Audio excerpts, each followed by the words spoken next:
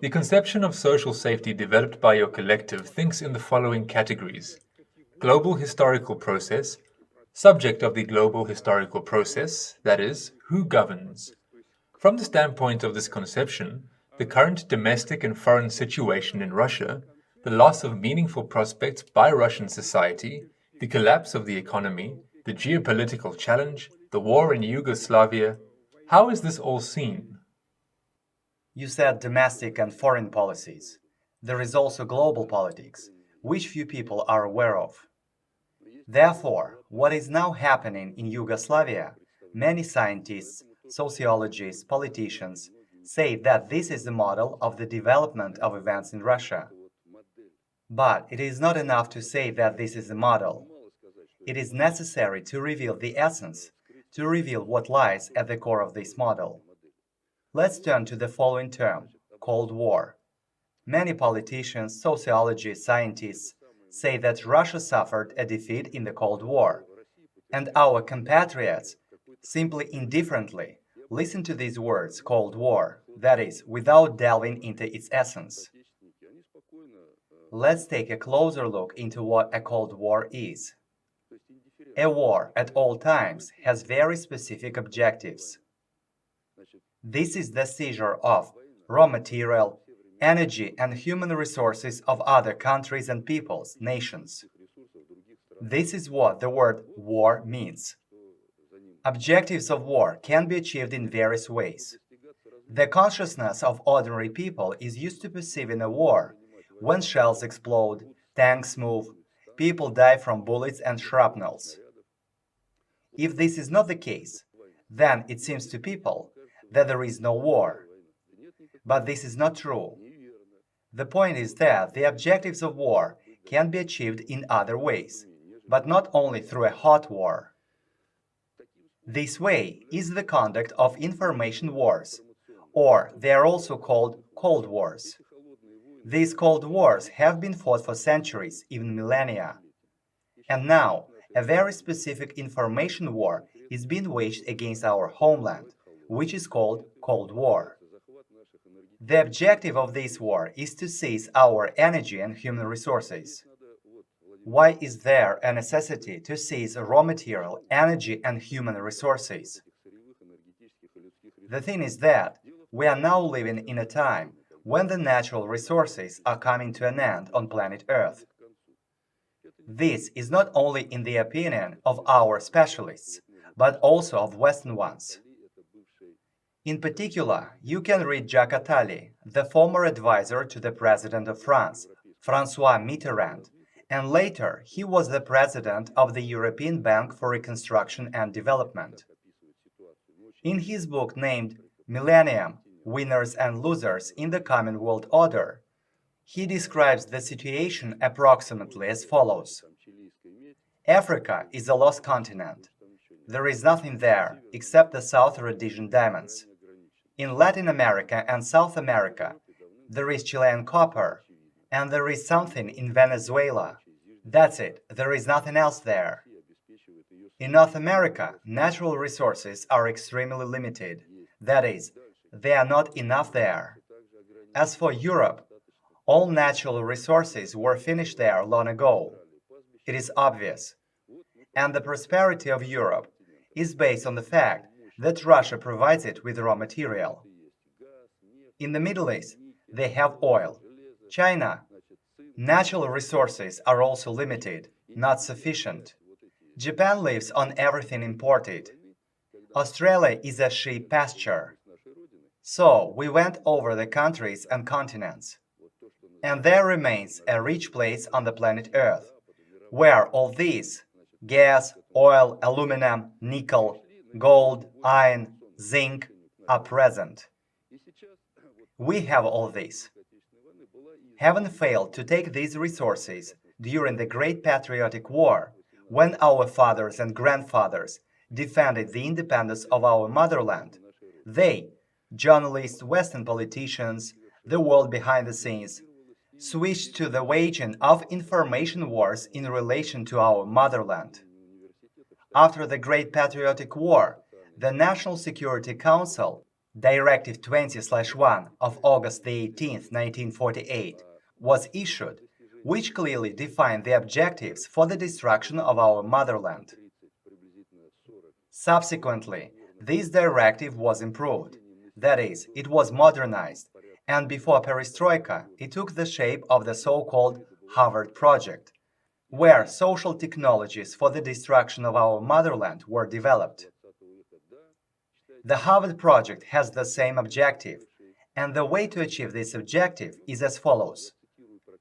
To dismember the USSR, Russia, into 30 to 40 pseudo-states, bringing the population to 30 to 40 million slaves involved in the raw materials industries. This is what is being conducted in relation to our motherland. A full-scale war is being waged against us for our final annihilation, the seizure of resources by splitting and reducing the population of our country. Therefore, attempts by a family, city, industry, village, region to save themselves in these conditions are doomed. A very global plan is being implemented. Moreover, the cunning thing of this Harvard Project is that it is being carried out by our own hands. That is, you can see the enemy patrols on the streets of our cities, but we already live in an occupied country. The objective of the war has been achieved, and the people, not realizing this, are making their own plans. On the battlefields of this information war, if we count in military terms, 40 regiments fall per month. That is 1.2 million, the figure of the reduction of the population of our motherland. Yugoslavia is a model to test this technology. But there exist some peculiarities. The thing is that the latest events in Yugoslavia are connected with the following. The world financial credit system is doomed, as it is based on the dollar. Here, I'd like to say that those forces, the backstage of the West, the world behind the scenes, in our terminology, this is the global predictor, objectively exist.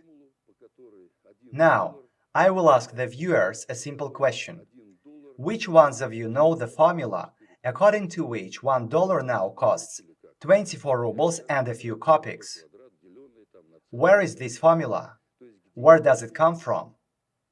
You can ask this question to any scientist, politician. You can write to newspapers, magazines. Nobody will write you this formula. Why? Because it does not exist. Then what is it? I answer. The world is ruled by the mafia, the global predictor. But the mafia is a cultural one that has perfected the ways of governing the world, humanity, countries and peoples. And one of the ways to govern countries and peoples is the financial credit system. Earlier, at the beginning of the century, there was a gold standard, but it was legally abolished at the Jamaican Conference in 1976.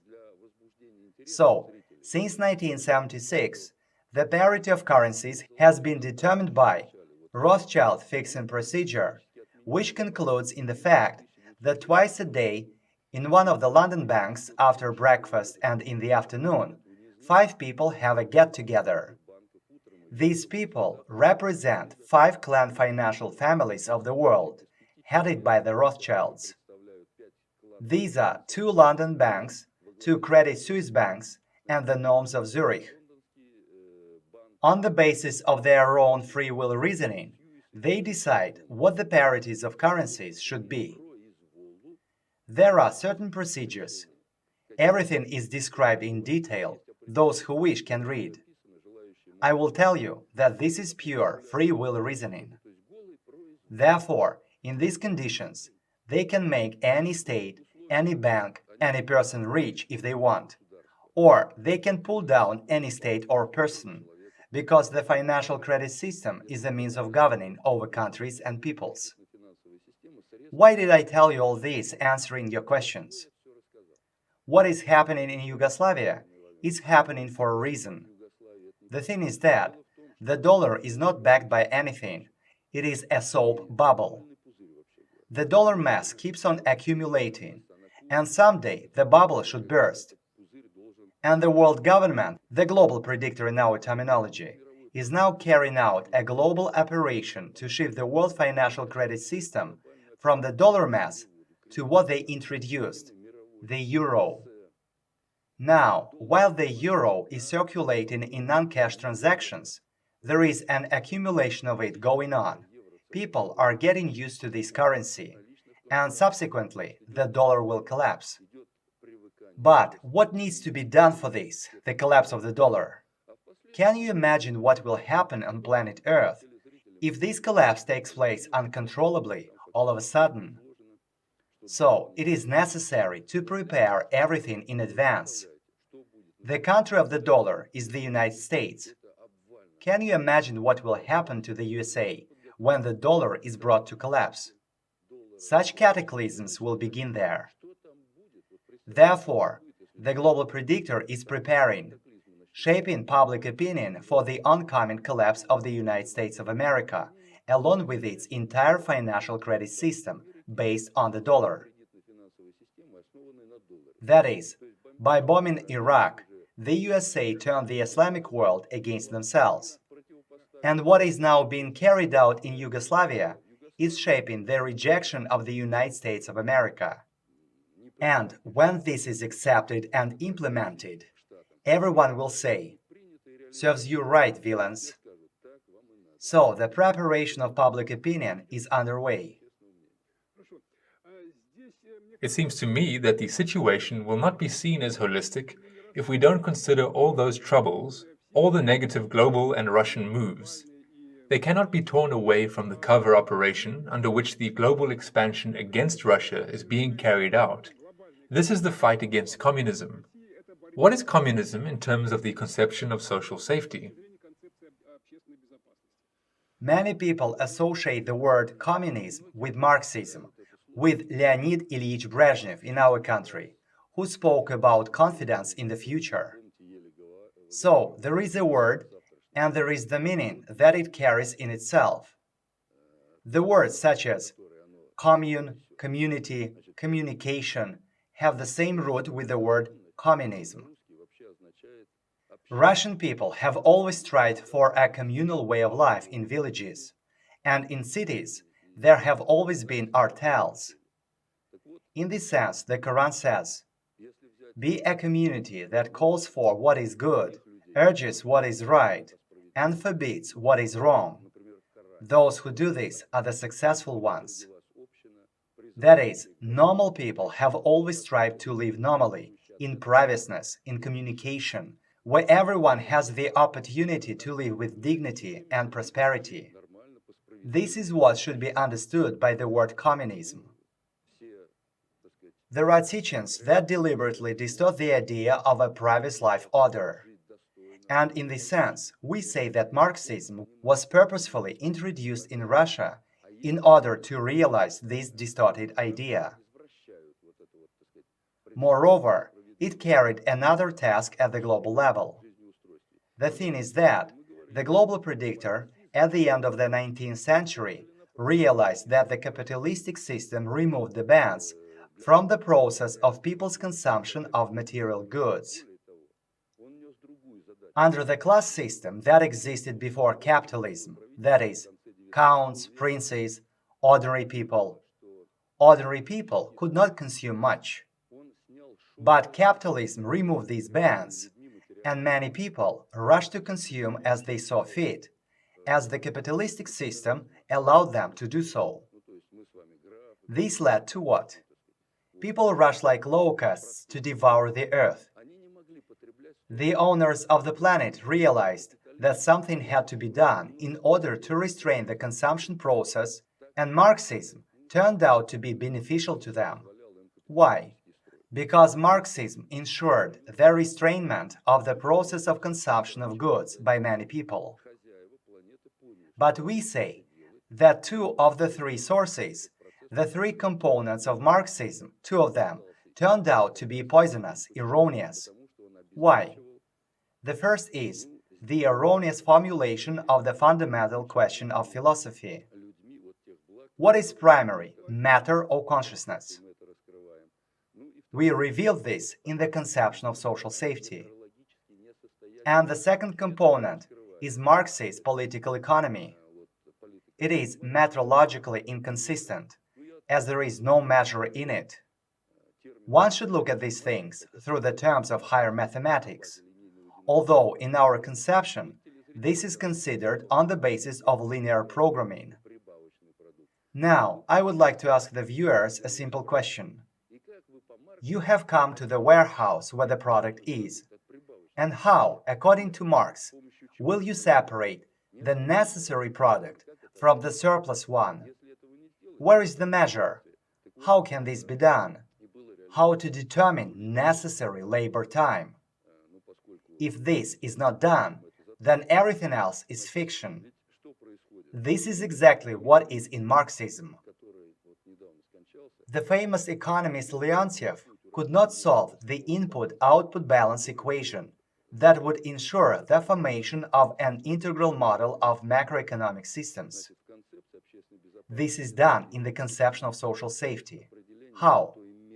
Through the definition, the concept of that measure of division of needs into a demographical determined spectrum of needs and a degradational parasitic one.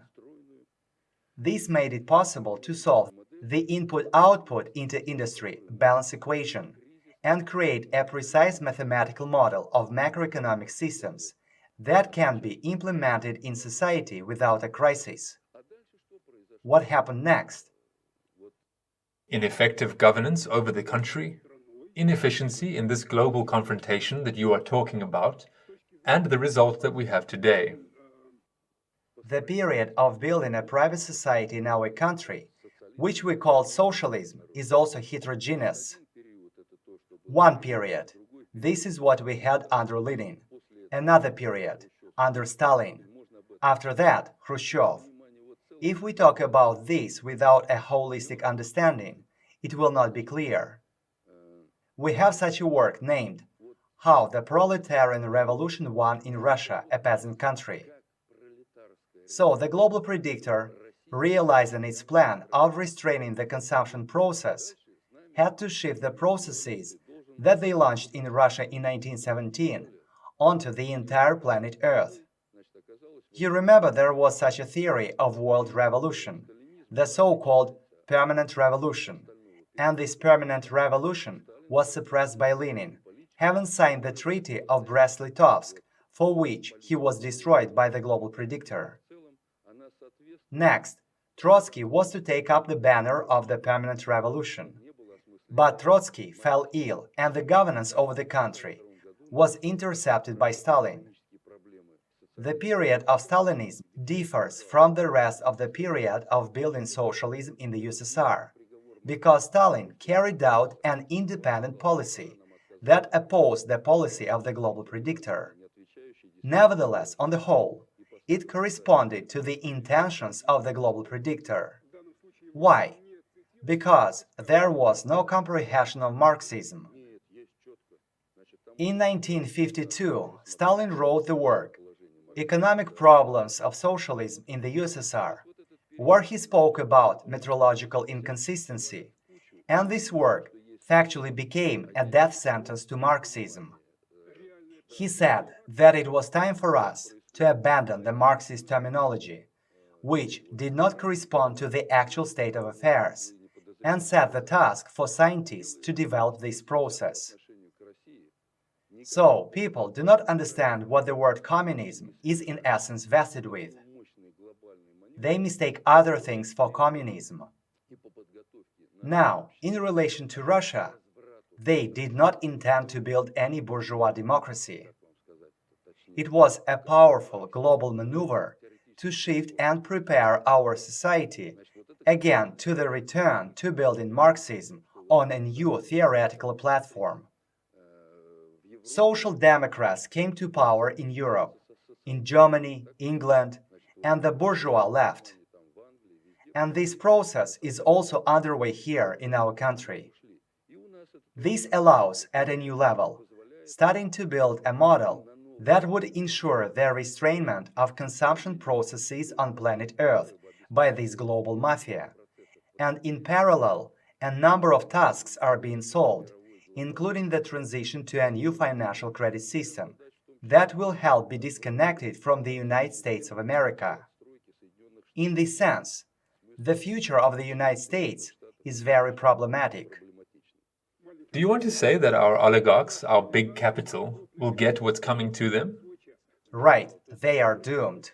The conception of social safety states that the world is globally governable, but there is such a tendency in the view of people that there is spontaneous self-movement and tasks of a governing nature arising from this. We are speaking about the global predictor, about global governance. We say that there is nothing ungovernable. What would you say in objection to this traditional view of both science and common sense concerning governance? In the conception of social safety, this is considered through the prism of the entire function of governance. What is the entire function of governance? This is a list of necessary actions, doings, that must be performed in order for the system to work. If there is something that is not performed, then the system dies. For example, an airplane is flying. In order for it to take off, fly normally, land, it needs 2 wings, tanks filled with fuel, sober pilots who know the route. There should be a tracking system, radars, and so on. This is obvious.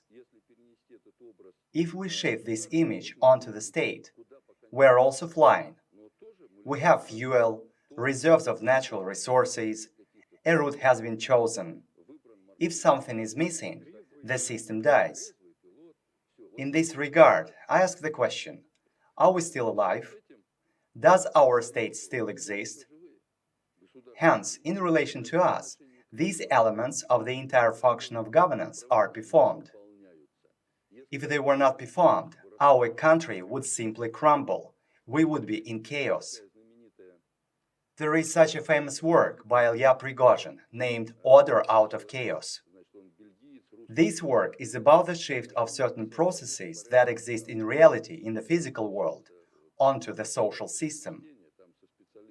This cannot be done. Why? Because a person kind of loses his reason. It is like humanity, no need to fuss. And then a certain abstract state comes, which is called a bifurcation point in that work, and people move into a new qualitative state. That is, somehow of their own accord. But it is obvious that nothing happens of its own accord. So there should exist governance. And governance does exist, and is carried out according to the entire function of governance. In this sense, we came to an understanding of conceptual power. What is this about? I talked to Grigory Yavlinsky and asked him a question. You think that you are the highest power in our country? That is, the legislative branch invests laws, the executive executes them, and the judicial branch keeps order. So to say, we have 3 independent branches of power, and all our people perceive this as a norm. I asked him, on what basis do you invent your laws? On the basis of a chemical reaction in your brain. That is, if an official has a sausage sandwich in the morning before coming to the Duma, he has a meaty chemical reaction in his stomach that impacts his head, and he invents one kind of law. And if he eats a cheese sandwich, then a dairy reaction takes place in his brain, which impacts a different part of the head, and he invents another kind of law. But it's really interesting. On what basis do our deputies invent laws? After all, they invent them on the basis of their understanding of priviousness and unpriviousness, of what is right or wrong. And what forms in people this understanding? What tells them that this should be so, but not otherwise? What is priviousness and what is not? This is determined by the ideology that guides this or that official. Therefore, in our Duma, this is clearly expressed. How? Which ideology is the Communist Party headed by Gennady Zyuganov based on? It is based on Marxist ideology.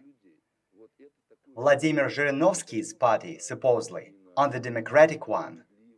The Yabloko party has another ideology. You can continue this list. But what is the point? The point is ideological power exists, but legally it is nowhere to be found. And Article 13 of our Constitution says so directly. No ideology may be established as state or obligatory one. By the way, this is correct. But the question arises, where do these ideologies come from? Do they fall from the sky? And here we come to the understanding of conceptual power on the basis of the entire function of governance. The Russian people always associate power with the fist. Therefore, using the 5 fingers of my left hand, I will show you the following. The thumb is conceptual power, based on free will reasoning. One should not be afraid of this word.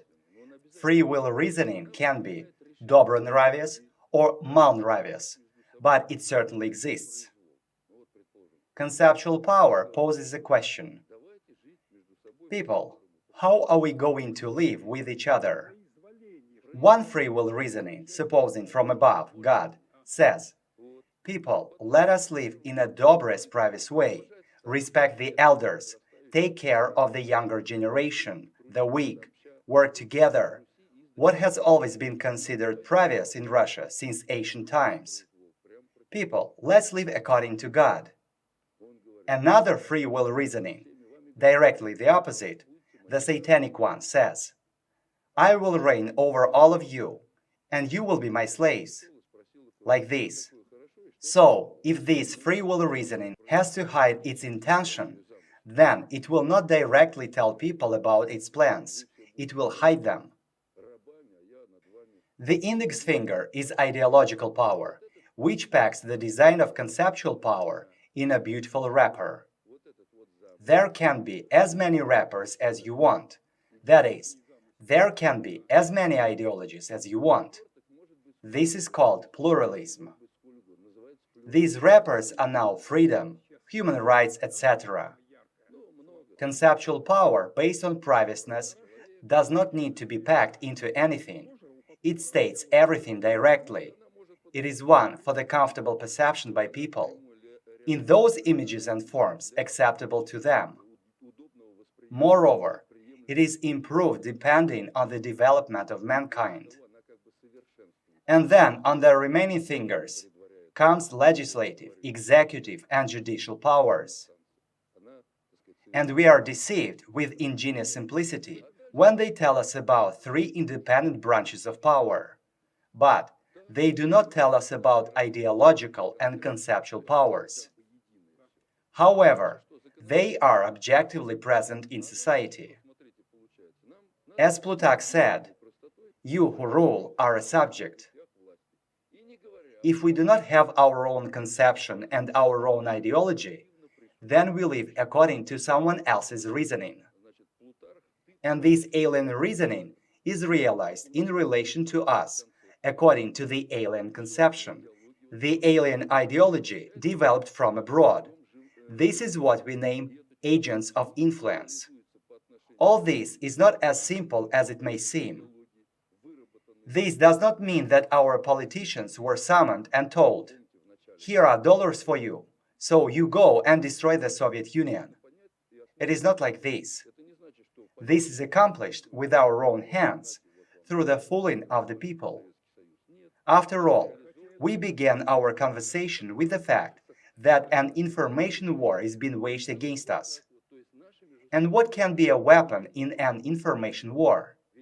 Information. That is, in a hot war, a person has injuries and suffers from bullets, shrapnels, shells. And in the information war, unfortunately, the absolute majority of our population is wounded in the head by weapons of information.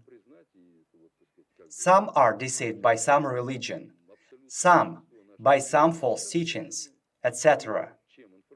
And these herds of people are running around, and every one of them is waving his own flag. This is how we have all been divided. Divide and conquer, they say. This was the intention of the Harvard Project, to tear our society apart. The one who owns the whole, he stands above this chaos. That is, if you are inside this chaos, then it seems to you that it is chaos. It is not clear why everyone is fussing, running around. But as soon as you rise to a higher level of understanding, what seems to be chaos from a higher level of understanding looks like completely governable and purpose-oriented processes. So it is this purpose-oriented character of process that is carried out in relation to us by the alien conceptual power through the introduction of the poison of pluralism into our society. What was veiled before, we now perceive as a crude lower stage of the entire function of governance, the component of force. The war in Yugoslavia, which has now sobered our heads to a large extent. Could you elaborate a little on this component of force in the priorities of governance? In order to understand how one person can govern another person, and how one country can govern another, can seize the wealth of that foreign country, I would like to remind you that there exist 6 priorities of governance in the conception of social safety. What is a priority? This is a level of significance. That is, a high priority is more significant in relation to a lower one. So, now imagine these 6 stairs in your mind. The 6th stair is the simplest in relation to the other ones. And now we will go up these stairs. I will explain to you the positions of the conception of social safety and how the expansion is carried out. The 6th stair is the simplest level, when one person can govern other people. Many people say, what does it mean to govern? And can a person be governed? Yes, he can be governed. That is, a person is like a car. There is a subject of governance who has an object of governance. This subject rotates the steering wheel to the left. The car goes left. To the right, the car goes right. Presses the pedal, the car stops, and so on. The same concerns a person as well. We are also governed. The structural method of governance is when a person is given a command directly, like in the army, for example, to the right, to the left, and the soldier goes where the commander orders him to go. In production as well, the chief orders the team of workers to weld the pipeline, for example, and the team follows the order. Everyone understands this kind of governance.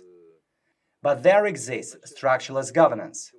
This is when a person is not given a command directly, but such an informational impact is exerted on him, where he allegedly himself makes a decision, for example, to go to the right or to the left.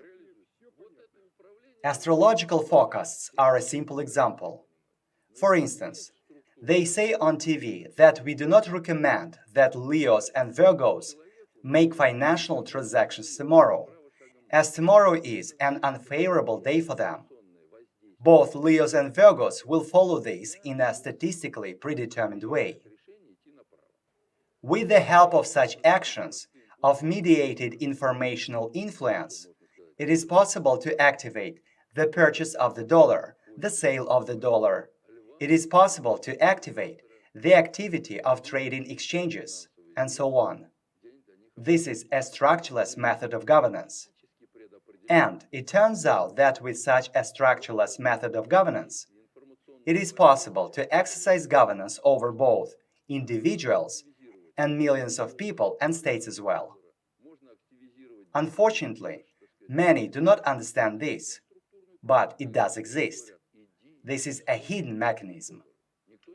Such structureless methods of governance are the financial credit system, world religions, ideologies. All of these 6 stairs are methods of structureless governance. What does it look like? Here we are on the first stair, the 6th priority. These are the usual means of destruction. How, in this case, Can a person govern another person? Supposing I have a gun, and I say right here in the studio, hands up, dig a pit. And you will do it. Because if you don't do it, if you try to escape, for instance, I can kill you. So this pressing factor allows me to achieve my objectives by force of arms. When we apply this to countries, what does it look like? We can conquer an enemy and keep him in obedience by force of arms. The country is occupied, and it does what we, the enslavers, want. Everyone understands this. This is the simplest priority.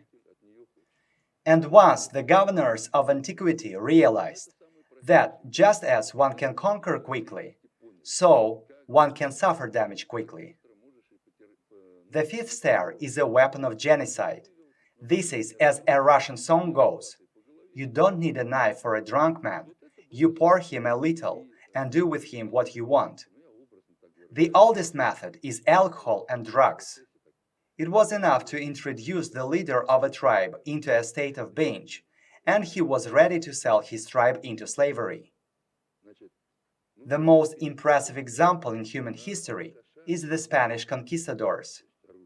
There were only a few tens of hundreds of Spanish conquistadors, and they destroyed an entire multi-thousand civilization of Native Americans.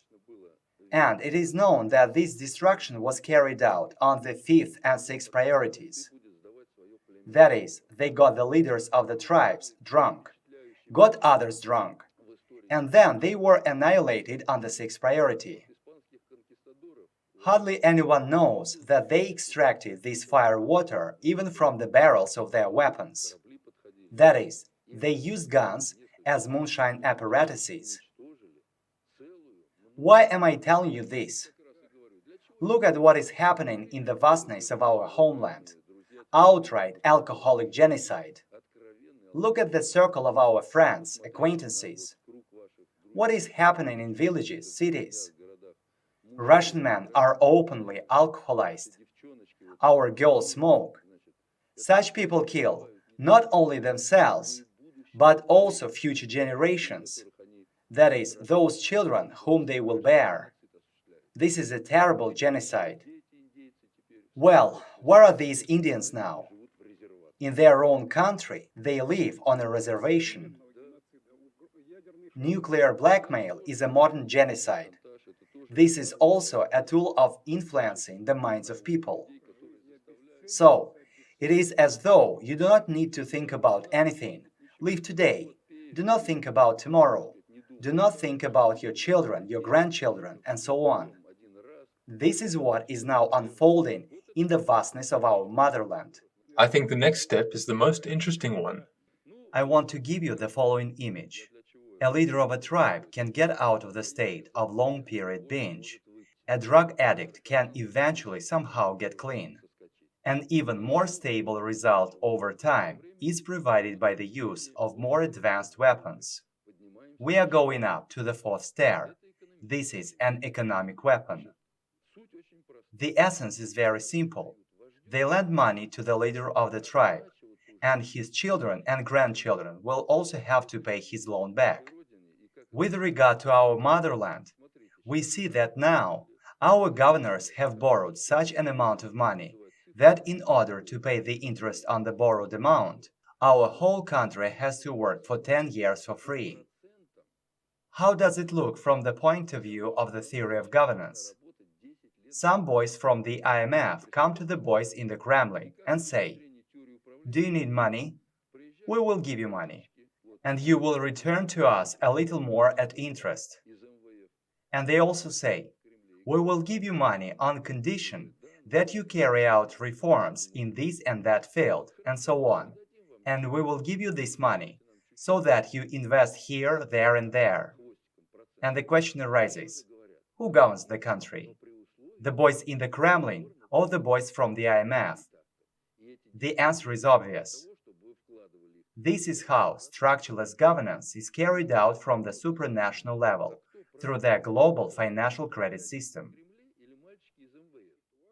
The question is so acute that it pushes me to ask you, How in this situation to ensure the security, safety of the people of the country? In your conception, this is also quite curiously developed. It's very simple to ensure security. We need to put our thumb up. I mean, present our conception. As soon as we present our own free will reasoning, everything will fall into place. But now we still live according to the alien conception, according to which we do not have our own design of life arrangement. In order for the viewers to understand and figure out what it is, I'd like to give them the following image. It often happens in families when one of their loved ones falls ill, and relatives, trying to help him, begin to fuss around, offer something. But they do not succeed until the cause of the disease is established. Moreover, if you start to provide assistance without making a diagnosis, then you can harm the sick person. If this image is shifted onto our motherland, then we will see that she, the USSR, Russia, is not just seriously ill, but things are very, very bad with her. And all her children, sons, politicians, sociologists, scientists, patriots, conduct all sorts of seminars, round tables, scientific symposia. Others go to protests with flags, but nothing changes. Moreover, from year to year, the situation is getting worse and worse. What is the reason? We ask, did you make the diagnosis? What's going on with the country? Why am I saying this? I'm saying this because a very important moment of our conversation has come. If we do not establish the cause of the disease, do not make the diagnosis, then all our prescriptions will be meaningless. And therefore, the viewers should now understand what the cause of our illness is. And after that, one can talk about what needs to be done. One must first understand the details of the disease. But the point is something else. The patient has a medical history. It can be short or long term.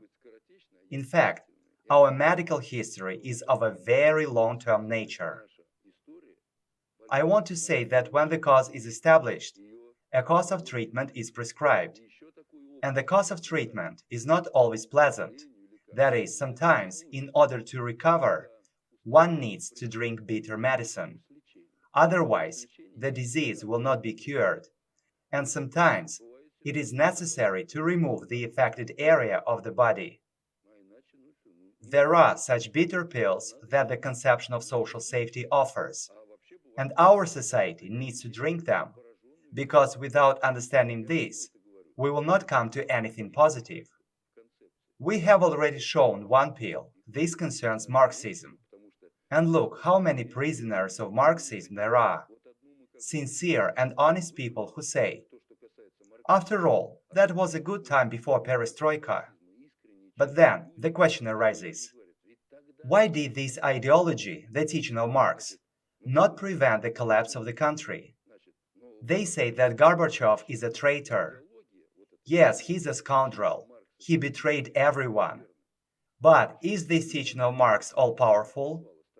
Yes, it's because it allows scoundrels and bastards to be on top of power. Does this mean that this teaching is flawed in some way? So, this is one of the bitter pills. And there are many such pills. Why am I saying this? Speaking of usurious landing interest, I have a question. Where did it come from? What is it? The conception of social safety briefly describes the history of money. We also came to certain answers, which one may find in the Holy Book, the Bible, which says, Now therefore hearken, O Israel, unto the statutes and unto the judgments which I teach you, for to do them, that ye may live, and go in and possess the land which the Lord, God of your fathers, giveth you. Thou shalt not lend upon usury to thy brother, only Jews, usury of money, usury of victuals, usury of anything that is lent upon usury. Here it means money at interest. Unto a stranger, not Jews, thou mayst lend upon usury, but unto thy brother thou shalt not lend upon usury, that the Lord thy God may bless thee in all that thou settest thine hand to, in the land whither thou goest to possess it. And thou shalt reign over many nations, but they shall not reign over thee. And the sons of strangers shall build up thy walls, and their kings shall minister unto thee. For in my wrath I smote thee, but in my favor have I had mercy on thee. Therefore thy gates shall be open continually, they shall not be shut day nor night, that men may bring unto thee the forces of the Gentiles, and that their kings may be brought. For the nation and kingdom that will not serve thee shall perish, yea, those nations shall be utterly wasted. All this abomination is considered to be sacred, holy. I sent a letter with my signature on it to our Patriarch, where I asked him, Dear Holy Patriarch of Moscow and all Russia, is this all said by God? The Patriarch says nothing, because there is nothing to answer. Many people object, saying, this is all about the Old Testament. I say, let's look at the New Testament. There, allegedly through Jesus Christ, it is said, For truly I say to you, until heaven and earth pass away, not an iota, not a dot will pass from the law until all is accomplished. It is believed that Jesus Christ himself said it. They have been telling us about it for centuries. Therefore, we have a dual Bible consisting of the Old and New Testaments. After all, usurious interest is not an invention of the Jews, right? No, of course not. This is from the time of King Hammurabi. It was taken from there. The question is, why is this addressed to Israel then? Today, they are aggravating the problematics of Semitism and anti-Semitism. And we came to the understanding that Semitism and anti-Semitism are two levers of one bulldozer or tank, behind which there stands only one owner. And when necessary, he presses one lever or the other. Therefore, we say to Jews and others that they should understand that this is a cunning mechanism that allows the global predictor to realize its plans. Being unable to understand this, nothing will change. Therefore, they purpose-orientedly organize pogroms of Jews when they need it, and they put all the blame on Jews. The Jews are to blame for everything. Be the Jews and save Russia. We have such a slogan in our country. The people let off steam when they go at the Jews. This is how stability of governance is maintained at the global level. Therefore, we honestly state, people, understand, handle this mechanism. In this sense, we say that the Jews factually fell as the first victim of the global predictor. The roots of this phenomenon were found in ancient Egypt. However, in schools they tell us that it was the pharaohs who governed Egypt. But it is not true. Who were the pharaohs? They were silly boys. The real rulers of Egypt were the Jretzes. There were 22 of them, hierophants, which means readers of fate, destiny, or predicting the future. Egypt had two capitals, Memphis and Thebes. The hierophants were divided into two teams of 11 people each, and they were the keepers of the secrets of Hermetic knowledge that allowed them to govern people, manipulate people's consciousness. This, by the way, is properly described in the novel by Boleslav Pras, Pharaoh. There is also a film based on this novel. The film has a very interesting episode where the Jretzes, using the knowledge of solar eclipses, predicted the next solar eclipse in order to destroy the pharaoh, who tried to wiggle out of their power. By the way, the prototype was Pharaoh Akhenaten, who tried to carry out his reforms, and thus get out of the power of this ancient Egyptian Jretzhood. I want to draw your attention to the fact that Egypt of that time was a strip state. That is, on the left and right sides of the Nile River, there was a fertile strip of land that could give people the opportunity to exist. And further on, there was a barren desert. And many people lived on this narrow strip of land, where social tension was extremely high, and it was the governors of Egypt who had to resolve all these problems. The governors of Egypt of that time were the Egyptian Jretshood.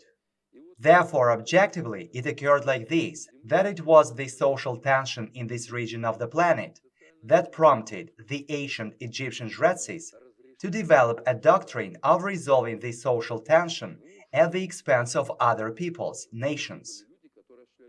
The teaching of Deuteronomy is a very interesting work. Due to lack of time, I cannot tell you everything. We also have a work named Hike Through the Sinai, which describes the role of Moses, who tried to carry this knowledge, and how he was eliminated. The work also speaks about the revelations that were given by God. We say that it is necessary to cleanse the revelations that were given to mankind through the prophets from the people's self-invention that was uttered by those who benefited from it. Let's go back to the Jretsis. It was those very Jretsis who, for the first time in the history of mankind, formulated the doctrine of the conquest of countries and peoples, the doctrine of global governance.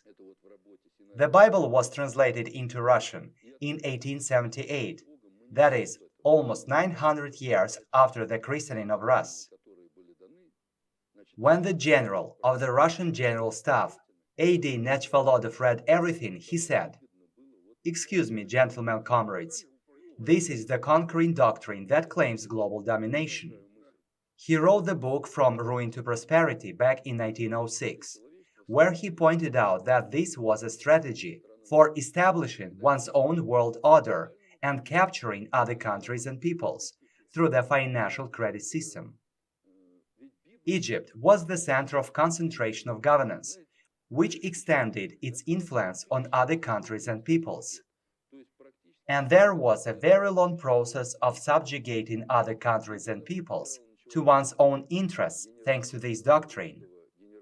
Then the global predictor migrated. This ancient Egyptian Jretshood dissolved in the tribe of Levi. When there was a migration of Jews going on, the Jretsis carried out this migration. However, there were expulsions of the Jews from Spain, England, France, and so on. That is, they used the Jewry for their own purposes, and when necessary, they let the Jews be slaughtered. I read a story written by Dubnov, where he says that the Jews were exterminated in the thousands. So the Jretsis mercilessly gave the Jews up for plunder and destruction, so that the Jretsis could fulfill their own mission. This is a bitter pill that is necessary to take in order to comprehend everything that happens. Now, the global predictor, 357 families of usurers, owning 50% of the wealth resources accumulated by all of humanity, on the basis of the financial credit system, governs countries and peoples from the suprastate level. Is this global governance, in the language of your conception of social safety, structural or structureless? I mean, is there some kind of hierarchy? Who is subordinate to whom? Who gives orders, directives, conceptual doctrines, and so on to whom? Actually, this is a combined governance. That is, there are elements of structural and structureless governance. But mainly, governance throughout many centuries has been carried out on the basis of structureless governance, although a small number of structures for implementation, of course, have existed and continue to exist. But now, in connection with a certain change in the informational state, which we will talk about later, they are forced to switch to structural governance, that is, to be exposed. Why? Now, the process of losing governance over processes on planet Earth is ongoing, and it is objective, because the informational state of humanity has changed. But still, I would like to comprehend how this many thousand-year succession of governance has been carried out. How is this done? Does someone initiate someone? Does someone groom someone, hand power over to them? What does it look like? At the beginning, the succession took place by involving in the dress esteems those people who stood out among others with their abilities, mainly in relation to knowledge. After all, they formed a crowd elite model of society. If you look at $1 bill, there you will see a pyramid with a ton of glowing top and a pile of bricks at the bottom, 13 levels. So they built a crowd elite model. That is, at the top of the pyramid, there is the global predictor. It is the cut-off part. Below the headless pyramid, there is a headless governing elite, which does not possess the holism of knowledge, and below them, there is a crowd, which is endowed with fragmentary knowledge for the reproduction of certain professions, and so on. This is a three-link model. So, the global predictor on top, which possesses all the holism of knowledge. Below them, there is the administrative governing elite. And everyone lives according to this scheme. The USA is exactly the same as Russia. One should not think that this does not exist in the USA. The USA is just a state where representatives of the global predictor live. That's why life is better there. The most accurate definition of the crowd was given by Vissarion Belinsky. He said, "A crowd is a collection of people who live according to legend and reason according to authority." And in this sense, they realize two crowds in human society. Only one crowd is above the other, which has the right for permissiveness, and below them there is the other crowd without that right. Those who are below strive to break through up there and become the chosen ones, but those who are above, they have a fear of falling down and becoming ordinary people. It is at this level that governance is realized, divide and conquer. This is how people are governed, and the stability of this crowd elite society model was maintained beforehand through the injection of knowledge in certain doses to different strata of society. In this sense, we have such a proverb: every cricket must know its hearth. Beforehand, the monopoly on knowledge allowed the top of the pyramid to assign a monopolistically high price for the product of their labor. We are fooled with ingenious simplicity when they say that money makes money. Moreover, many literate people with higher education believe in this nonsense. People, look around. It's not money that you eat. You eat porridge, bread, and so on. Money does nothing. Everything is done by human labor. And the purpose of money is to accompany the exchange of products that circulates in society. What happens from the point of view of the financial credit system? Here I have goods and services on one hand, and money on the other. And in order for society to function properly, the mass of money has to coincide with the mass of goods and services. On average, over the past 150 years worldwide, the growth of goods and services in society of any country has been 3 to 5% per year. This means that the amount of money should increase by 3 to 5%. Therefore, before perestroika, we had a lending rate of 2 to 3%. If the amount of money is more, this is inflation. If the amount of money is less, this is deflation.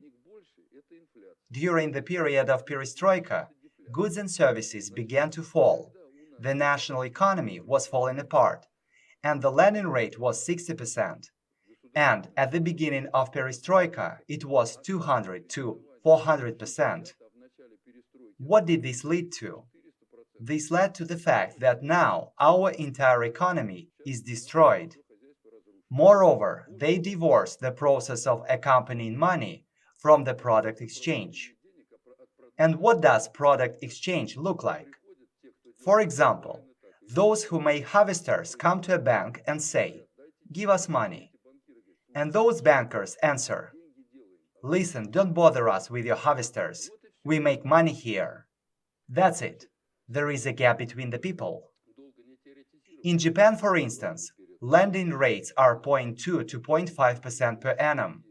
Why? Because banks in Japan are inscribed in the production mechanism. That is, no one is against banks.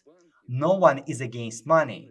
But lending rates should not exceed the growth of goods and services. So, it is all about the conception. Speaking of Japan, it's pursuing its own national conception inside the country. And these 0.2 to 0.5% are the remuneration of bank employees for their work, according to the conception that they chose within the country, based on their free will reasoning. But in relation to us, they are bloodsuckers, because at the international level, they work according to the rules of this world financial mafia, the global predictor. By the way, the Japanese are very interested in our conception. The whole trick lies in the fact that it is necessary to refuse usurious lending. For a long time, there has been an accumulation of dollar mass, which is not backed by anything. This process has been ongoing for a long time. And now, what condition is the entire world financial credit system in? There are a lot of these dollars. This is why they dump these dollars here in Russia, because the dollars are not backed by anything. Therefore, sooner or later, this all will collapse.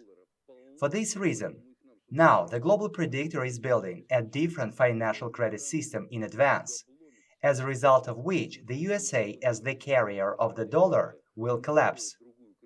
The fate of the United States is dire. When I talked with Americans, they were shocked after I had told them about this.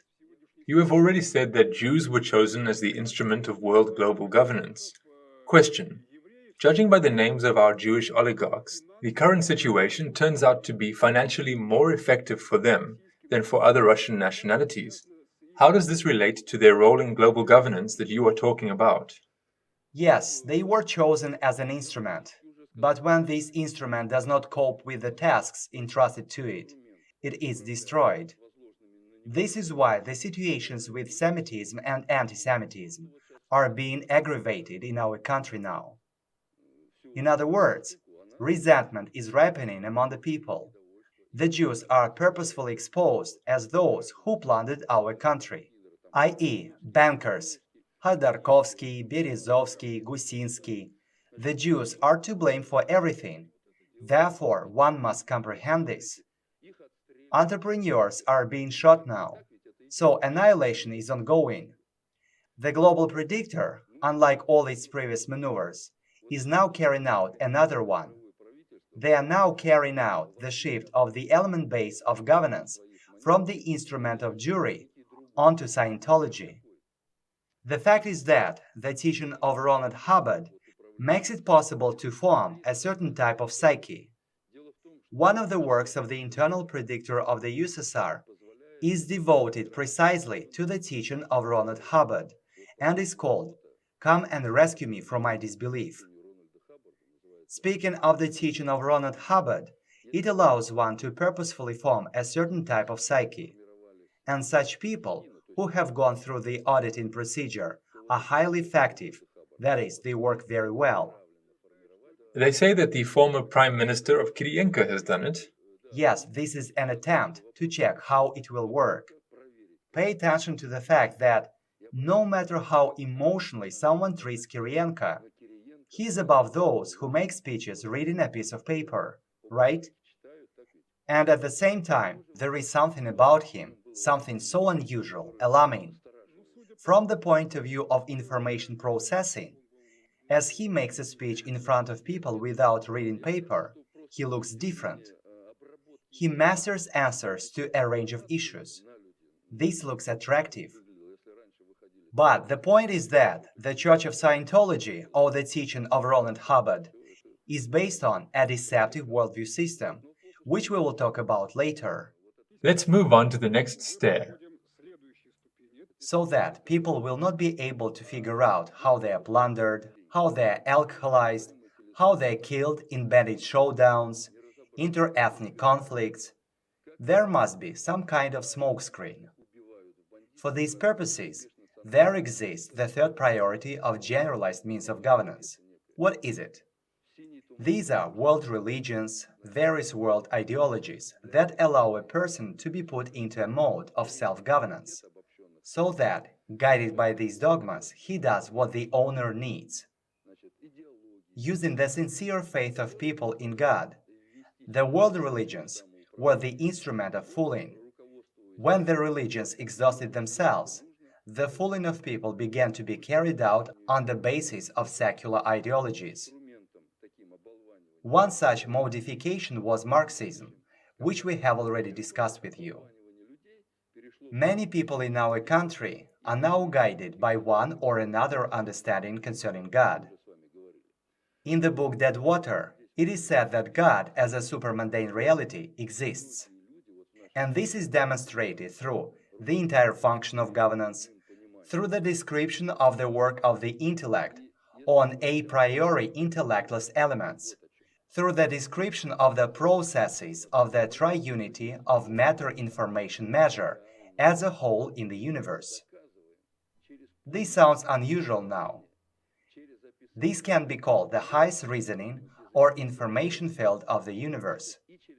In terminology of the conception of social safety, this is the highest hierarchical encompassing governance, and it is objective. In the conception of social safety, all of this is demonstrated and proved. The second level of understanding concerning God is the idea of God. They argue in the following way. It is unknown whether there is God or not, but it is needed that He would exist, so that He would explain to us how to live in harmony. The third level of understanding is various scriptures. The scriptures were written by people. Moses, Jesus, Buddha, Muhammad did not write anything themselves. Mikhail Afanasyevich Bulgakov, in the novel The Master and Margarita, has a famous scene where Pontius Pilate, accusing Yeshua, says, "I repeat, but for the last time, stop pretending to be mad, scoundrel. What has been written down about you is little enough, but it is sufficient to hang you." And Yeshua replies, "No, no, hegemon. This man follows me everywhere with nothing but his goatskin parchment and writes incessantly.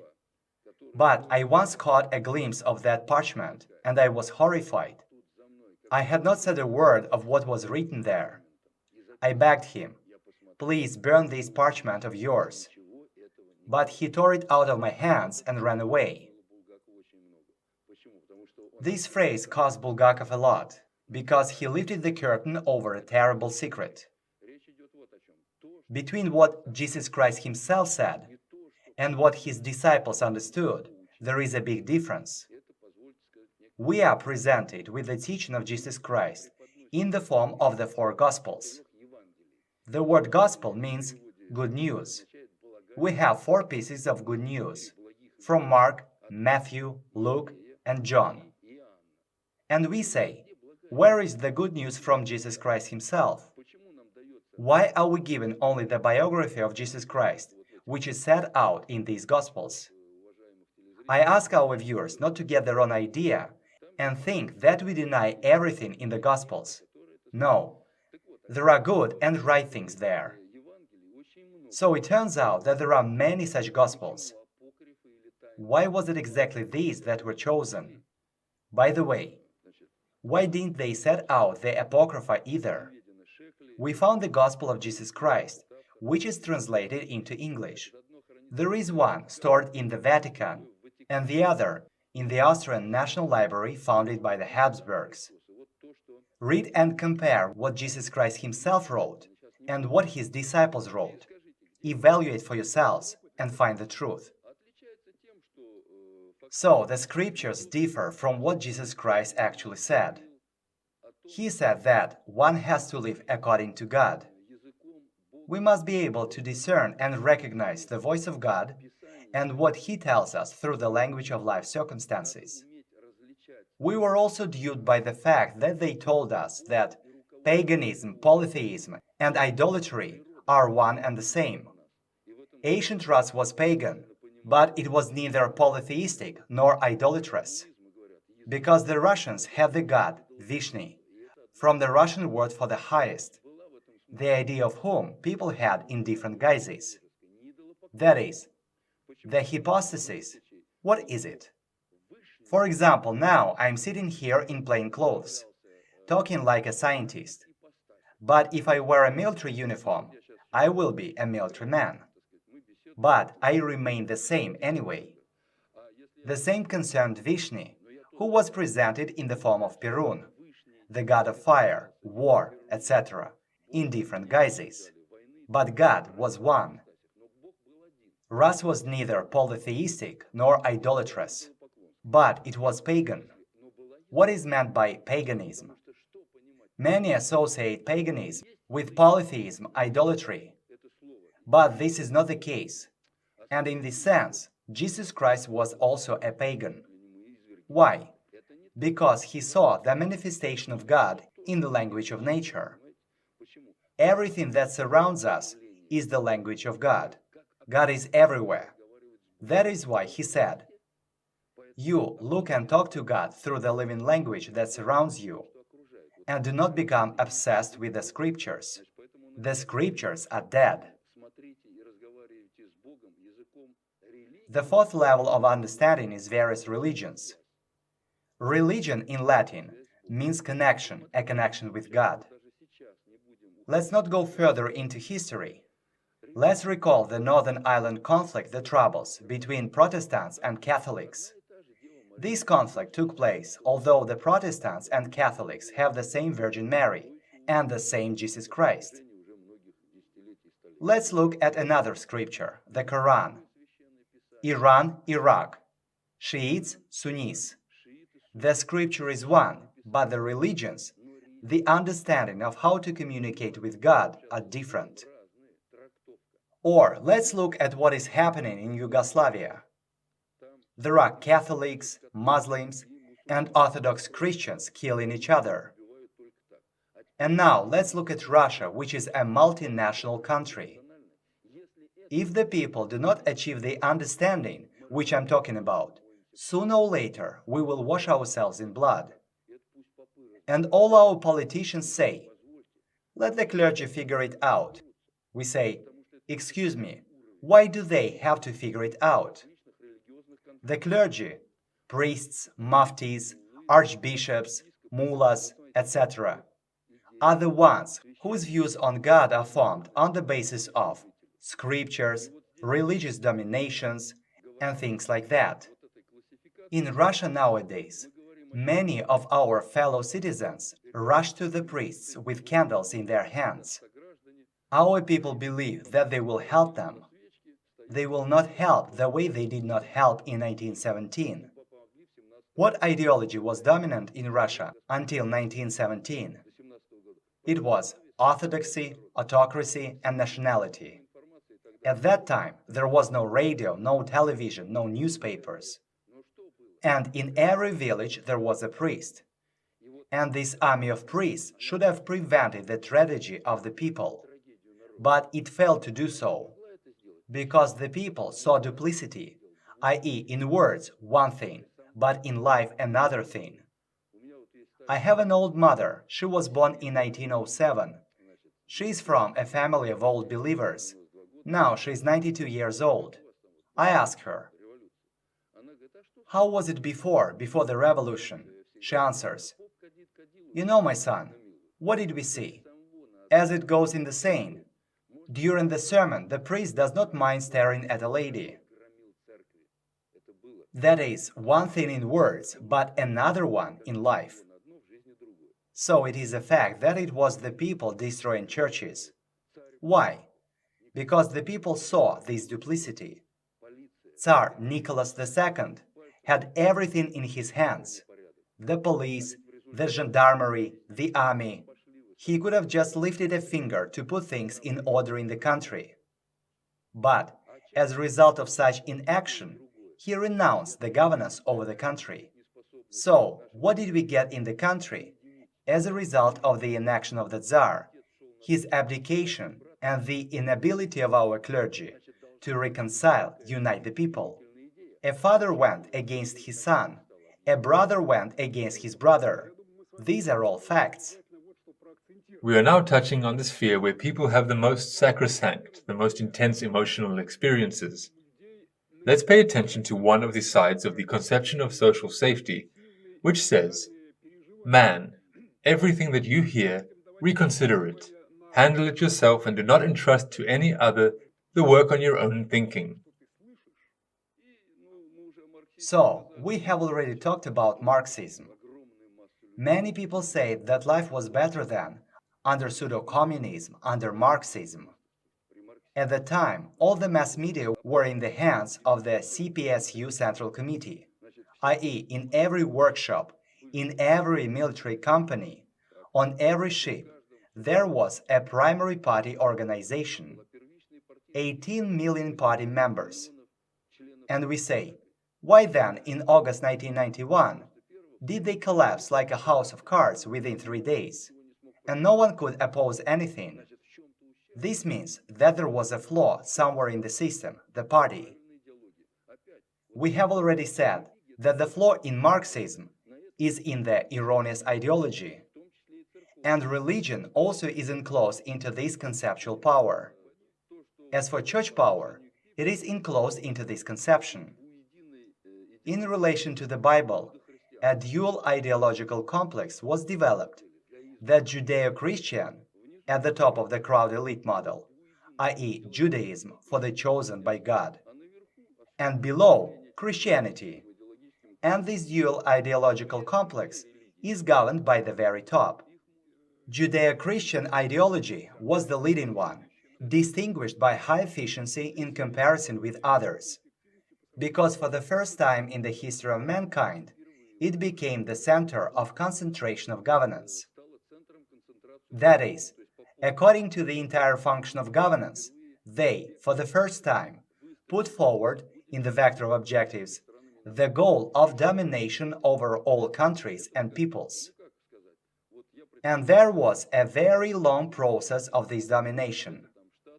Suppose I am in Byzantium, you are in Russia, someone is in Japan, someone is somewhere else, etc. While we did not know each other, everyone lived as he saw fit. But as soon as we enter into an informational interaction with each other, a more powerful system begins to subordinate and inscribe weaker systems.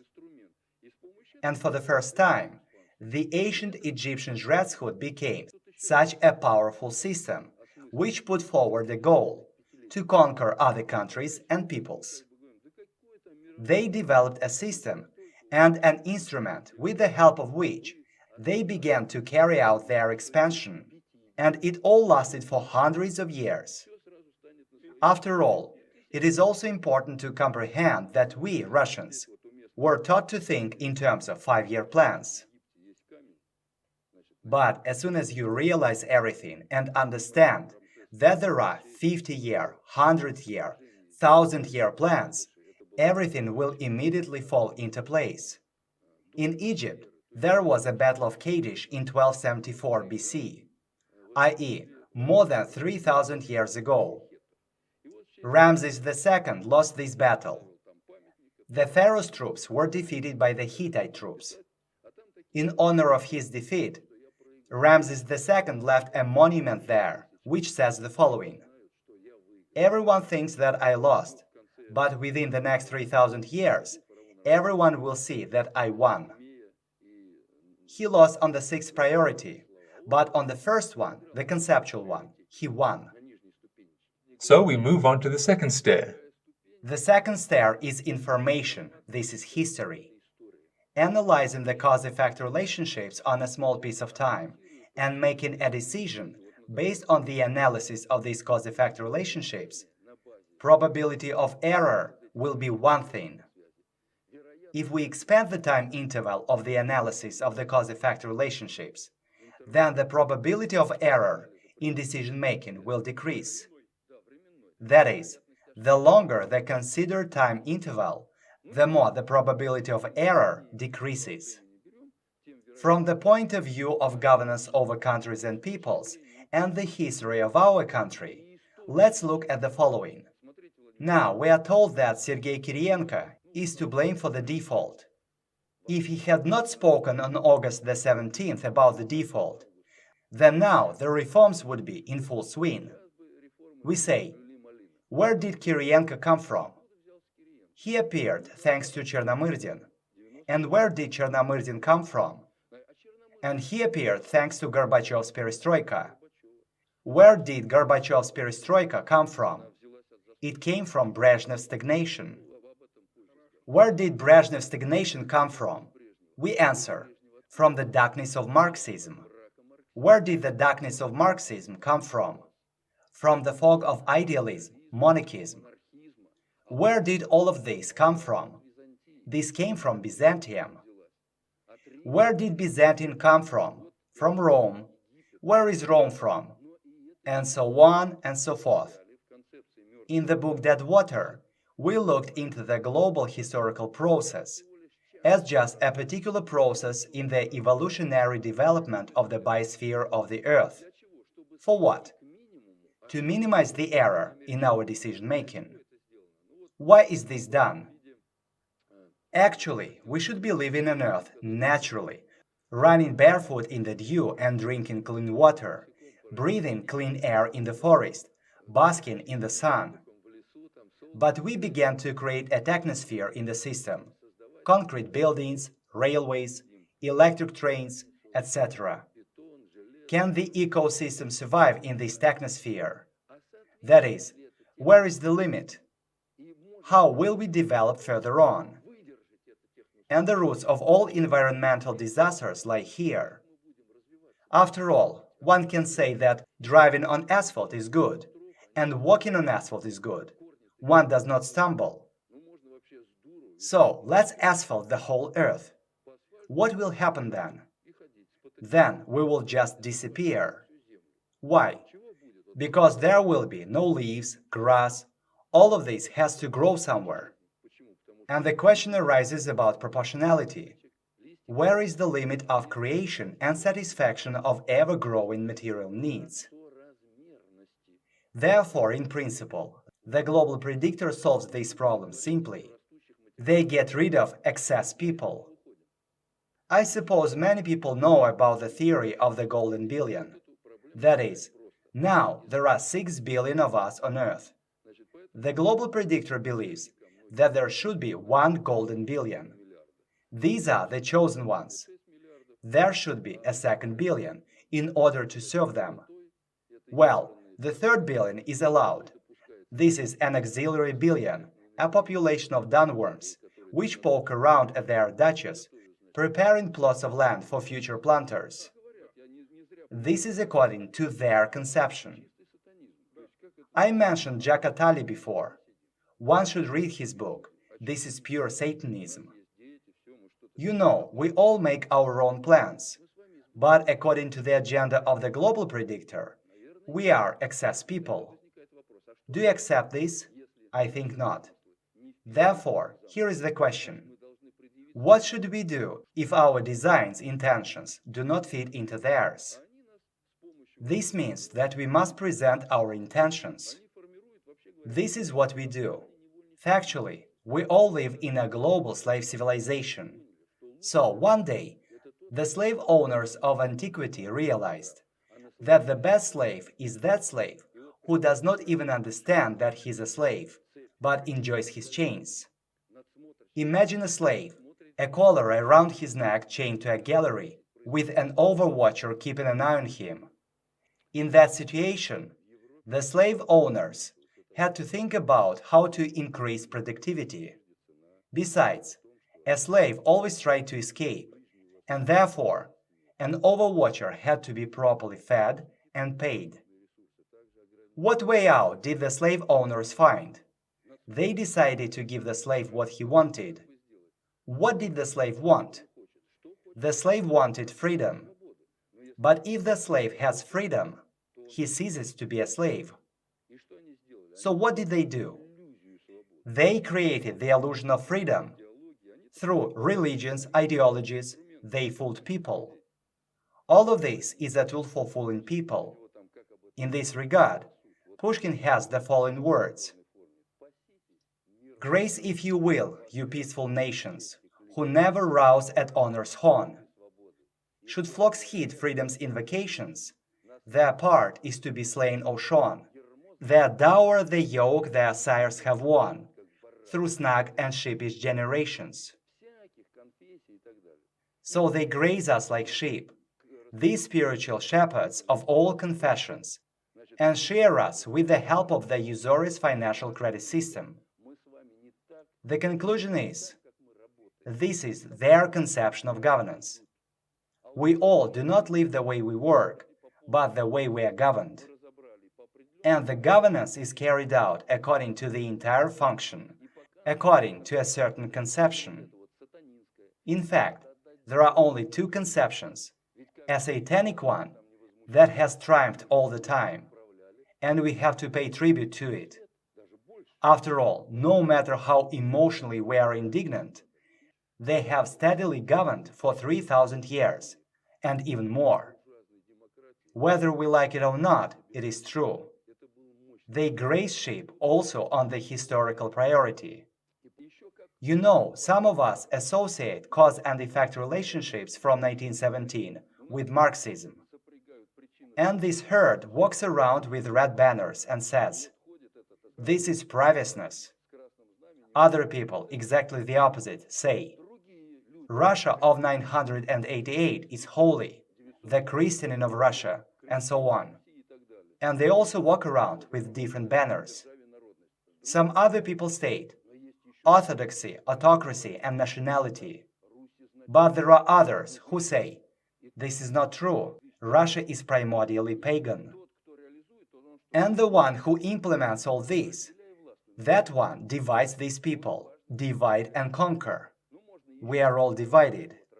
This is the importance of this priority.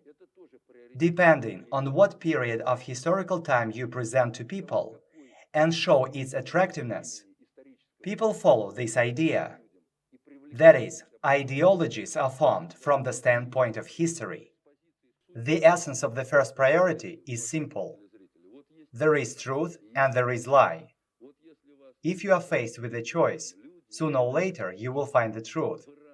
Having made mistakes, you will come to it. What did the ancient Egyptian Shredshud do so that he would never come to the truth? They hid the truth and split the lie into lie number 1 and lie number 2.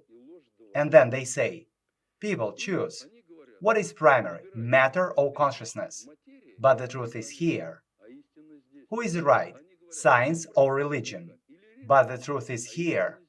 Which system is better, capitalism or socialism? But the truth is here.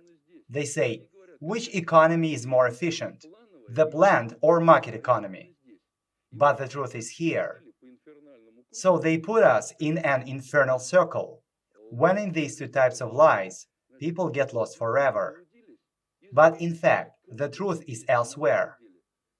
How did they manage to do this? On account of the erroneous understanding about the world.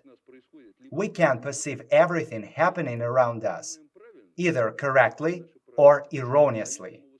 If we perceive correctly, then our actions are correct. And if we perceive erroneously, then our actions are also erroneous. For example, you are driving a car, and there is a hole in the road.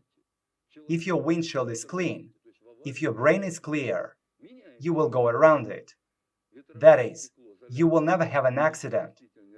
Another situation. The windshield is dirty, the wipers do not work, the driver is drunk. The likelihood of having an accident increases dramatically. Now let's shift this image onto society. So we are moving somewhere.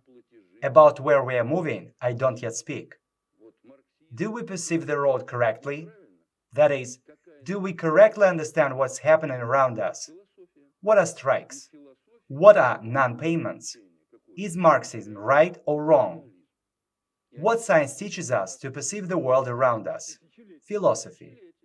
And in philosophy, there are two powerful teachings, materialism and idealism. They have been at daggers drawn with each other for thousands of years.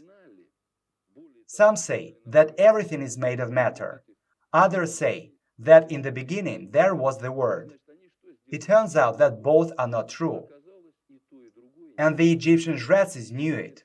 Moreover, they purposefully formed these two ideologies. In fact, they had two philosophical systems. One philosophical system is correct, and the other is incorrect. They gave the incorrect one to humanity. And this philosophical system, which says that the world consists of matter and energy, space and time, still triumphs over us. But only one thing is correct in this sense. It is matter. And for themselves, they had a secret system named the Sephiroth, which one can read in the book Sephir Yetzirah, Book of Creation. So we have enough proof, i.e., sources which one can read. The other system is as follows. The world is one and holistic. All processes in it are of an oscillatory nature, and according to modern terminology, are a process of the triunity of matter, information, and measure. So what is matter? For example, curtains are matter, and this is recognized by everyone. That is, matter is recognized by everyone, including scientists. What is information? I close my eyes and can imagine this image of curtains, their color. What is in my head? There is no matter of the curtains in my head, but there is an image of them, of matter. This image is the information. But information cannot exist without a material carrier. Information, i.e., this image, shifted into my brain cells. In photographs or on video recordings, we also see the image of those phenomena that exist in life. This is information. But how did it shift into my head? The curtains have all the entirety of the measure about themselves. That is, they have an atomic structure, a molecular structure of a fabric, weight, color, and so on. And the image of these curtains went into my head with a different quality, with a lower one. I mean that, although the curtains possess the entire set of qualities, the image of the curtains shifted into my head with a lower quality. If you shift all this into the universe, then what do we have? The universe is material. It is unordered, that is, it possesses information, and it in itself possesses the entire measure on itself. There are different laws in the universe. For instance, there is Ohm's law, Kirchhoff's law, the law of universal gravitation, and we people cognize this universal measure by mastering particular measures. So, one day we learned the law of universal gravitation. Did this law exist before Newton? Yes, it did exist. So, we master knowledge by mastering particular measures. In order to fool all mankind, and to dupe and manipulate the consciousness of each and every person and humanity in general, it was enough to hide just one philosophical category: measure. In reality, in the universe, matter, information, measure are inseparable. They cannot be torn apart. They flow together. And the person has the ability to perceive things as particulars. So, for instance, a person can take a frog and start exploring it by dissecting it, conducting experiments, and so on. Thus, he gets particular knowledge, i.e., he can ponder on it and dream in the terms of images, that is, particular information. Taking advantage of the ability of man to perceive information as particulars, the ancient Egyptian Dreshhood gave matter to science. Information or images went to the church, and having hidden the measure, they skillfully began to manipulate the consciousness of people. That is, science and religion, matter and information. So, what do we have now? Materialists satisfy ever-growing material needs. and clergies save the spirit. But a person is holistic. The measure in a person is the rules of his life, that is, the algorithmics for the coordinated work of the right and left hemispheres. And if these rules coincide with the rules or with the algorithmics of the universe, then he lives in harmony with the hierarchy, i.e., with nature, the universe, God. And if these rules do not match, there turns up a mismatch, an error. And this error has been accumulating. One should also bear in mind that there are high-frequency processes and there are low-frequency processes. We have been taught to operate with the frequencies that we perceive. We have 5 senses: sight, smell, touch, taste, hearing. But there is also a 6th sense, the sense of measure, where a person is able to perceive everything at once with the help of his biofield. And this information is stored in his unconscious.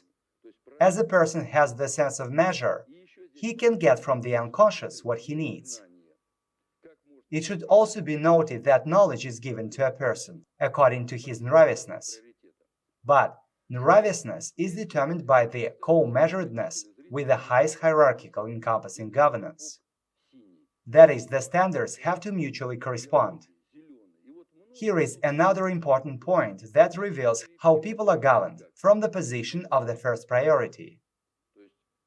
For example, there exist different kinds of knowledge. Imagine, physics is a blue pebble, mathematics is red, biology is green, etc. Many colored pebbles. I can give you these pebbles in the form of a mosaic picture.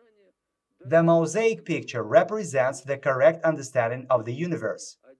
This is a holistic picture. And if in this mosaic picture 1 or 2 pebbles are missing, the picture will remain the same and understandable for you. Anyway, you will perceive it as a whole. But it is also possible to give the same knowledge in the form of a kaleidoscope. Pay attention that the knowledge in both cases is the same. But in one case, I can give it to you in a holistic way, so you are able to correctly perceive the world around you. And in the other case, I can give knowledge to you as separate data. And unfortunately, all our academic science gives people knowledge in this form, in the form of a kaleidoscope, which forms a kaleidoscopic idiocy in a person, where there seems to be a lot of knowledge. A person knows a lot of things, but he cannot combine this into a whole. And how does this manifest itself in our country, especially now? Reforms in the army do not succeed. Reforms in education do not succeed.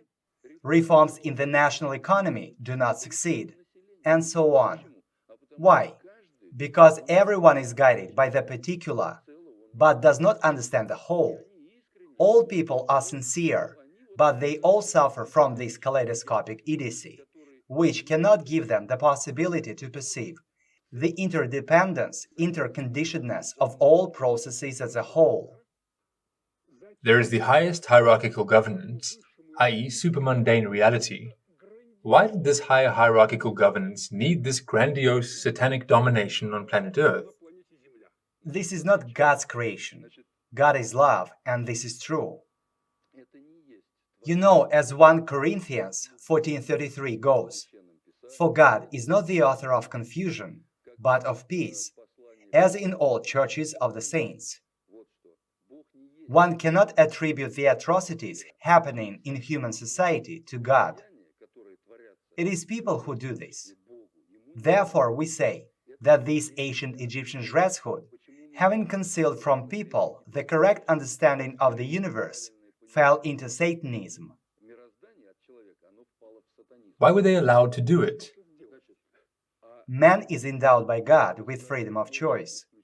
There is God's providence and God's allowance. In this regard, you can imagine a river with the left and right banks, symbolizing God's allowance. Within the limits of God's allowance, a person can act, i.e., he has the freedom of choice. Foolishly, he can swim against the current. It is also possible. But beyond the boundaries of God's allowance, it is impossible. This is, let's say, the limit allowable in the hierarchy. These free choice processes are low frequency, and the ancient Egyptian Shredshud, deviating from the correct understanding of the world, given the erroneous idea of the surrounding reality, swam against this current. But I repeat again that there are high-frequency processes and there are low-frequency processes in time. Therefore, it took a very long time to rethink and review, as a person is not simply a switch. So humanity is an inertial system. This is why we all swam against the current and ended up where we are now, in the wrong place. But we were swimming under certain governance. So we do not live the way we work, but the way we are governed. Let's say our viewers are now listening to this program. Having received the information, this does not mean that they immediately accepted all the information as it is. Of course not. A person is an inertial system. It may take him time to change his views. The good thing about the theory of governance is that it allows one to apply the apparatus of the theory of governance to any processes, including social processes and the processes taking place in the universe. Therefore, God lets it happen to a certain point. Sooner or later, these self-inventions of people will come to an end. One cannot go against God. Why did God incite these Shredses to such unworthy activities? This is not He who incited them, but it is they themselves who did it according to their freedom of choice. And this freedom of choice came to them from the understanding possessed by the governors of the disappeared civilization of Atlantis. From where did the ancient Egyptian Shredshud come to possess secret hermetic knowledge? Nowadays, many scientists cannot explain the construction of the pyramids in Egypt. There are many points of view, but none claims to be true. That is, no modern technology can reproduce the construction of these pyramids. What am I saying all this for? The thing is that the ancient Egyptian Shredshud inherited the knowledge from the disappeared civilization of Atlantis. The fact is that that civilization did exist. And now there is already physical evidence of its existence. In particular, you can read Graham Hancock's book, Footprints of the Gods. He's a British author. His book contains a lot of factual material that says that the civilization did exist. But then, this civilization disappeared, and the governors disappeared as well. And those who were, figuratively speaking, on the business trip possessed the knowledge that the leadership of Atlantis possessed. And they began to implement this knowledge in relation to their remaining humanity, in accordance with their understanding of what was right and wrong. What happened in Atlantis? There were very high technologies, but technologies of a biogenic nature. That is, the civilization of Atlantis developed along a biogenic path. And in social construction, this civilization reached a dead end, building a model of crowd elite society. And when the highest hierarchical encompassing governors realized that the people would not come out of that dead end, that society was rejected by the highest governance. But in order for us, as an inertial system, to overcome higher hierarchical governance, we were directed through the technocratic path of development. We were allowed to follow this path of development, so that we now come to a state that destroys the crowd elite model. And here, I have to say about the law of time. What is it? Now we have entered a qualitatively new informational state, in which humanity has never been in its entire previous history. Its essence is simple.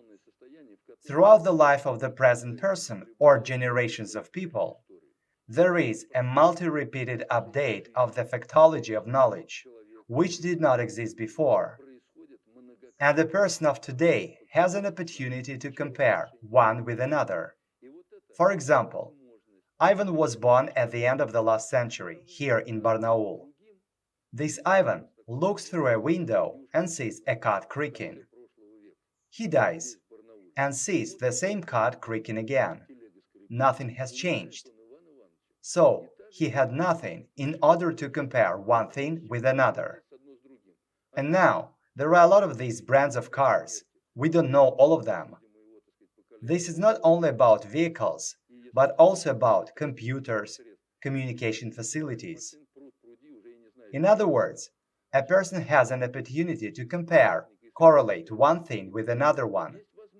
And this opportunity to compare one with another destroys the crowd elite model. The elite model that Chernomyrdin showed us is based on the pyramid of knowledge. That is, at the top they know everything, but at the bottom they know little. If this pyramid of knowledge collapses, then the crowd elite model collapses too. It is simple. Therefore, all parties, movements, and tendencies say, those who sit in the Kremlin are bad, and we are good. If we sit there, we'll be good governors. And we say, why go there if the whole pyramid is collapsing? It is necessary to build a new model of society which would correspond objectively to the informational state that exists in society. I will give you another simple image. Imagine a sine wave in your mind. Someone was in Kamchatka, someone was in Khabarovsk, someone was in Chita or in Barnaul, and I was in Moscow in the Kremlin and had time to trace how slowly the sine wave changed. And I said to someone in Kamchatka, do what I say. And to others I said, for example, you plant corn immediately. Beforehand, I had time to trace everything. What is the situation like now? The sine wave changes very often, and I have no time to trace what is happening in the regions. What task does this situation generate? It is necessary to enable people to independently govern and make decisions in the localities. I mean, we need to teach people how to govern. And what is happening now in reality? All our regional elites are watching and waiting. What will the Kremlin say? And the Kremlin does not understand this either. This is objective. This non-understanding, by the way, is taken advantage of in the Harvard Project. The USSR was torn apart by the governing elite of the Central Committee of the CPSU. And now they are forming regional elites and structurelessly pushing Russia towards a collapse. The map of Russia's dismemberment was published in the Ogonyok magazine, issue number 9. Structurelessly, they push the population of the Far East to go under the protectorate of Japan. The people in the Far East region say, we do not need your Moscow. We have nothing to eat here. The Japanese will at least feed us. And they are ready to dismember. This is a structureless push towards the collapse of today's Russia. That is, they will now implement the second stage of the dismemberment of Russia. But that's their plan. Of course, with the birth of our conception, we will not allow them to do it. We did not consider everything. We considered only the main provisions very schematically. Now, the situation is approximately as follows. We have been fooled for thousands of years. And now, a couple of hours is not enough to sort things out. The purpose of this program was to interest you. What conclusions can we make? So, stable governance over people in the society of that time was achieved through the hermeticism of knowledge. That is, incrementally. In the new informational state, it will not be possible to govern as before. This means that it is necessary to provide access to knowledge for all strata of society, with all the ensuing consequences. This will be a completely new society. A lot can be said about this. This also implies a good salary for a teacher and the role of universities, kindergartens, schools. These are all derivatives. If you understand the essential meaning, then everything becomes clear. It is also necessary to abandon the usurious lending interest. Credit alone itself is useful, but it should not exceed the annual growth of goods and services. This is what I explained before. It has to correspond. Therefore, this has to be juridically inscribed. The rates are not more than 3%. Nobody talks about this. What needs to be done for this? We have to put the thumb up and turn this towards our conception. According to their conception, they shear sheep. Further, the gold standard is abolished. Rothschild's fixing, this is a mafia, free will reasoning, Pravious governance. So, it is necessary to offer a currency parity at the interstate level. Which parity? The energy standard should become an invariant. The same formula: money, products and services. And if earlier, at the beginning of the century, products and services were produced by the muscular power of people and animals, now everything is done on electric traction. Therefore, the power of primary electrical plants can be correlated with the amount of money. How many hydraulic power plants do we have? And how many windmills are there in Holland, Germany? If the energy standard becomes an invariant, we become the richest country. But for this, it is necessary to put our thumb up, i.e., our own conception, manifest willpower. You can't live on the basis of someone else's mind. We are also fooled when we are told that labor is divided into mental and physical. This is a lie. Moreover, a deliberate lie. And why is this done? This is done to hide governing labor. They say the efficiency of the economy. There can be no efficient economy. Governance over the national economic complex can be effective. And governance is carried out according to a certain conception, according to the entire function of governance. You see how the enclosure takes place. Governing labor does exist. Productive labor can be measured with a caliper, for example. A lathe operator makes parts. These parts can be measured, and the lathe operator receives his money. If his parts have a flaw, he doesn't receive anything. And how to evaluate governing labor? The classification of the stages of the development of society is different forms of governance. In general, there is a global slave system, i.e., nothing has changed. The illusion of freedom was simply created. And now, slaves do exist. What is a slave? It is someone chained to TV with invisible fetters, someone chained to a bottle of alcohol, someone chained to drugs, someone chained to some ideas, for example, Eastern teachings. What is theocracy? The autocracy, the people's power in Russia, collapsed. History is irreversible. It is believed that the people's power in the USSR did not come to be. It should be noted that the current mafia power is doomed. What kind of power will we build in Russia, in the multinational and multi-confessional country? The final stage of the Harvard Project is to bomb the world of orthodoxy into Islam. We started our conversation with Yugoslavia, and we'll end it with Yugoslavia. Do we need what's going on now? The need arises to comprehend what religions are in reality. Sooner or later, any politician who claims to have a global level of comprehension of what is happening has to handle the issue of religions.